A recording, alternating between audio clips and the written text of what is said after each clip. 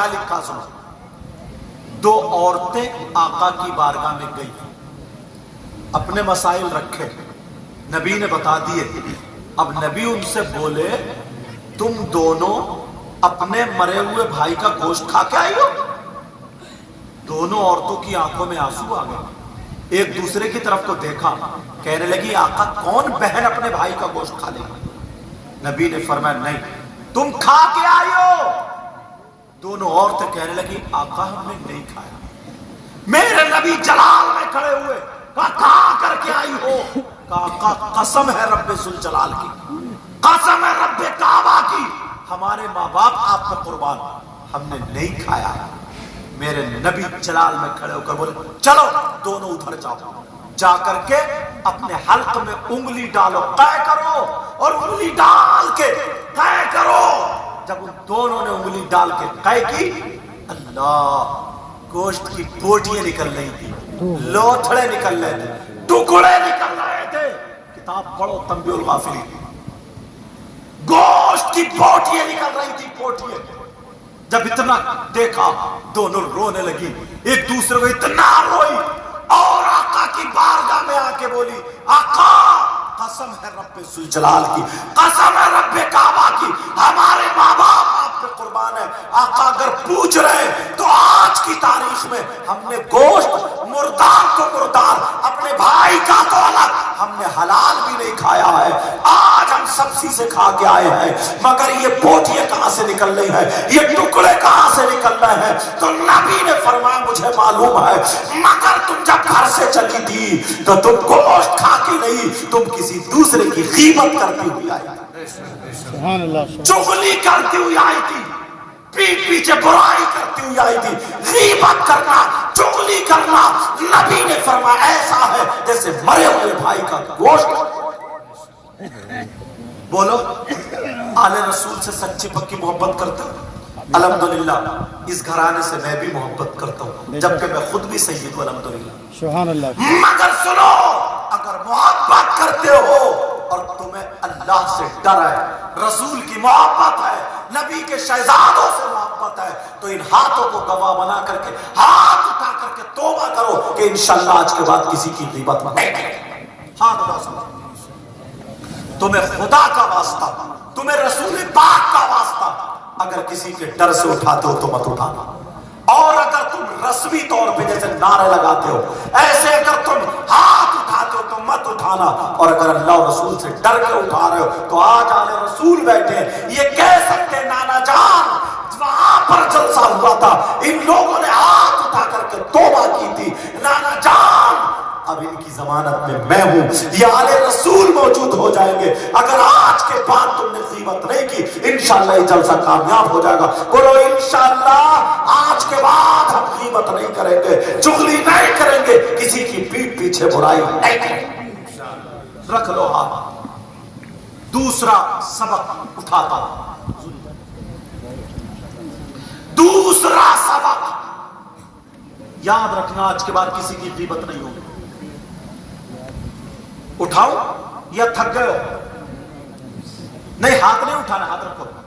آپ لوگ تھک گئے ہو یا آگے بڑھاؤں بات؟ سنو, تقریر نہیں, آج سبق ہوگا. سبق 1 بجے 1:15 بجے جب بٹھا لو گے تو تقریر نہیں, سبق ہوگا.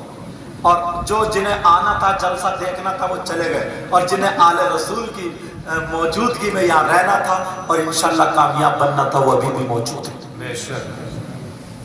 اس طرف سے لے کر کے ادھر تک تم نے کبھی کوئی شخص ایسا دیکھا؟ وہ شخص کتنا برا ہوگا, میری بہنیں بیٹھی ہیں مگر مسئلے کی باتیں بتانا, کھولوں مضرور, کتنا برا انسان ہوگا وہ نوجوان جو اپنی ماں پر غلط حرکت کے لیے غلط نظر ڈالے. میرے اشارہ سمجھ گئے؟ جو نوجوان, جو بیٹا اپنی ماں کے ساتھ زنا کرے, ماں پہ غلط نظر رکھ کے منہ کالا کرے, کتنا برا ہوگا.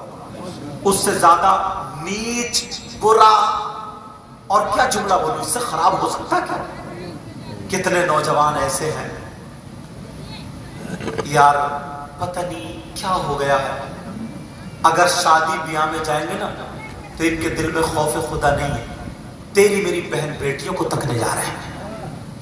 کتنے نوجوان چھتوں پہ وہ دیکھتے ہیں. اور میری بہنوں کو بھی شرم آیا غیرت بالکل ختم ہو چکی ہے. اللہ ایسا لباس پہنیں گی, ایسے کپڑے پہنیں گی, اور یہ بھی ادھر ادھر بھاگتی ہیں جدھر مرد کھڑے ہوتے ہیں, لڑکے کھڑے ہوتے ہیں. ایسی کچرا رہی ہے, ایسے دانت کھاڑتی ہے, اور سیلفی لے لے کر کے ادھر کوئی بھاگ رہی ہے. انہیں نہ اپنے باپ کی شرم نہ ماں کی شرم. مگر سنو, وہ انسان کتنا برا ہوگا, کتنا نیچ ہوگا جو اپنی ماں پہ غلط نظر رکھے. جس ماں نے 9 مہینے پیٹ میں رکھا, جس ماں نے دودھ پلایا, جس ماں نے پالا پوشا, اور جب یہ جوان ہوا تو اپنی ماں کے ساتھ منہ کالا کر, اس سے برا انسان کوئی ہو سکتا بولو؟ اگر کوئی تمہیں مل جائے ایسا, اس سے دوستی رکھو گے, اس سے رشتہ داری کرو گے, بولو اس کے ساتھ میں کھانا کھاؤ گے, اسے بلاؤ گے, چڑھاؤ گے؟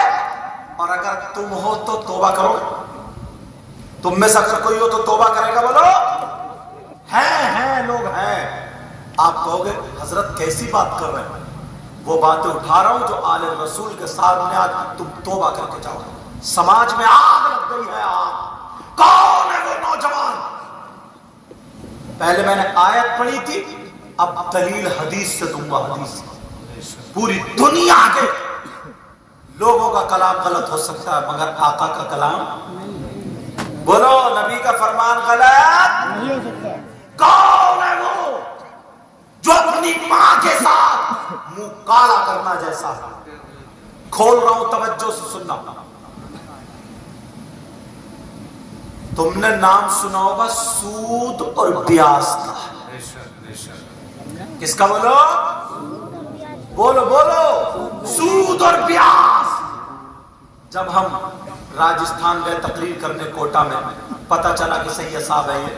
ایک صاحب آئے, انہوں نے 500 روپے دیا, ہاتھ چومے, مصافحہ کیا اور بولے حضرت بس دعا کر دی.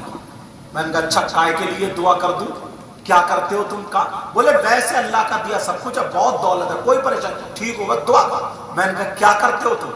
بولے میں تو کچھ بھی نہیں کرتا ہوں, آرام سے لیٹتا ہوں. میں نے کہا آپ کے بچے کام کرتے ہوں گے, بچے کرتے کیا؟ بولے نہیں وہ بھی نہیں کرتے. میں نے کہا پھر فیکٹری وغیرہ کچھ لگا رکھی ہے کیا؟ بولے نہیں حضرت بہت اللہ کا شکر ہے. میں نے کہا کیا؟ بولے 2 کروڑ روپیہ مارکیٹ میں اپنے ہی چل لیا. مطلب یہ تھا سود پہ اٹھا رکھا تھا, بیاس پہ اٹھا رکھا تھا.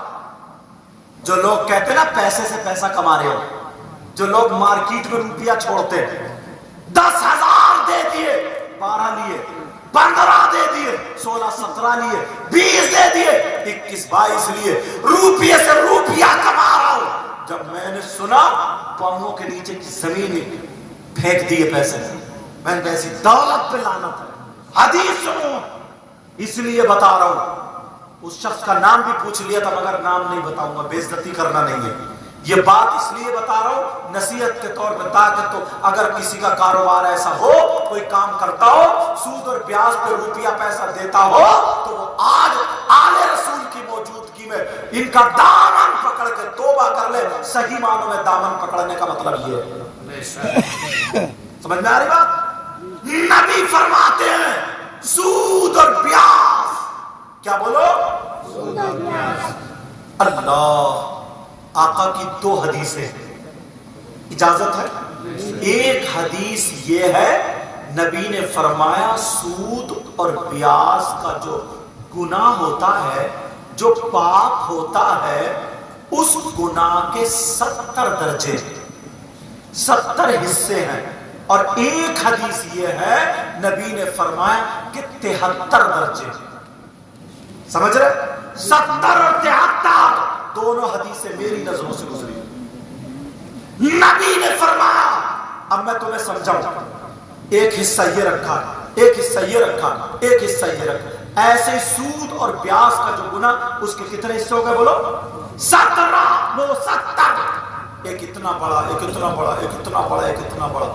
اللہ نبی فرماتے, آقا فرماتے ہیں ان 70 حصوں میں سب سے چھوٹا والا حصہ جو ہے 70 سب کو ناپو، ان میں سے چھوٹا والا حصہ جو ہے اس کا گناہ ایسا ہے، اس کا پاپ ایسا ہے جیسے سگے بیٹے کا ماں کے ساتھ زنا کرنا۔ جب چھوٹے حصے کا یہ عالم ہے تو بڑے کا عالم کیا؟ آج کے بعد کوئی حرام کا لقمہ کھائے گا؟ بولو۔ جو لوگ جوا کھیلتے ہیں، جو لوگ سٹا کھیلتے ہیں، جو لوگ تاش کے پتوں پہ جوا لگاتے ہیں، کچھ لوگ موبائل پہ جوا لگاتے ہیں۔